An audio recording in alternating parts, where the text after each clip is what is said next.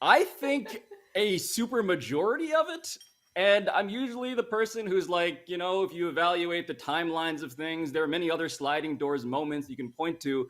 But this one feels so glaring that I'm curious what the actual like football people thought of this, because it was very easy for me to say, oh, no, this would have been very different if not for AJ Green not turning around at all and letting the Packers intercept that ball at the, in the end zone.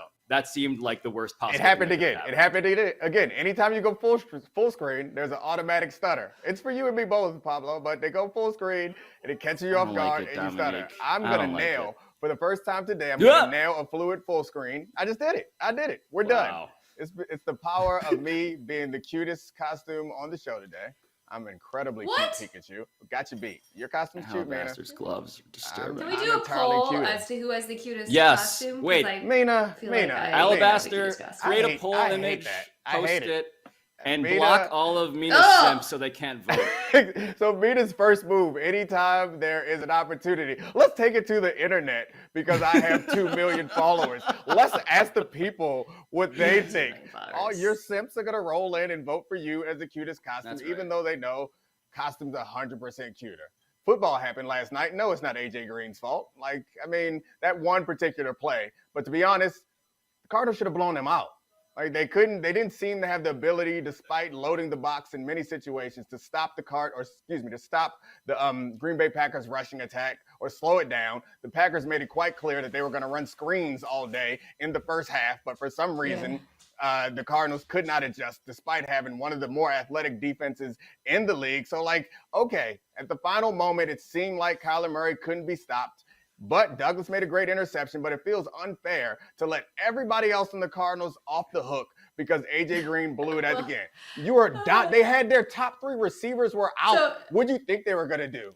Stop them. The biggest winner in all of this is not the Green Bay Packers. It's Rondale Moore, because we are talking about A.J. Green today as being the reason the Cardinals lost instead of my beloved Rondale Moore, by the way. I don't even know, muffing the punt, really just accidentally getting a finger on the punt, right? And then, of course, the tipped pick. Wow, pick tip. But Domonique is right.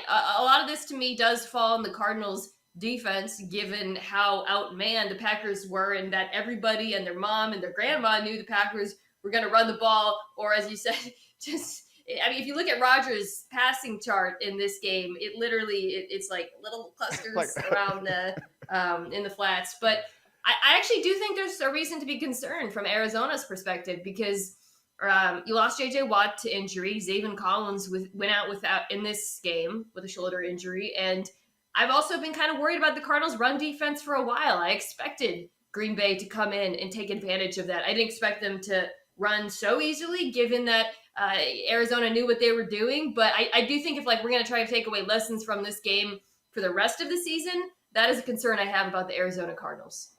Yeah.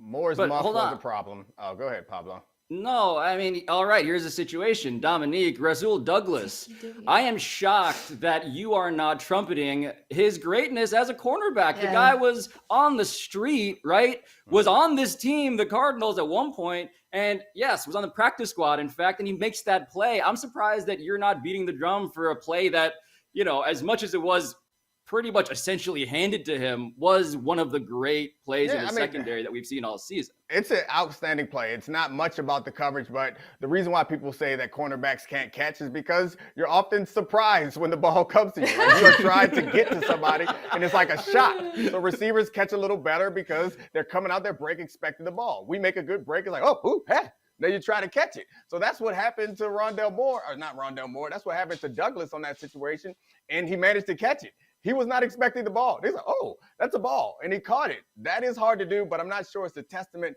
to great cornerback play as much as it's a testament to great awareness. And it was probably one of the plays of the game, but the question was about blaming A.J. Green. So I felt like I had to take it in a blame direction and figure out the fact that we got to blame a lot of other people besides A.J.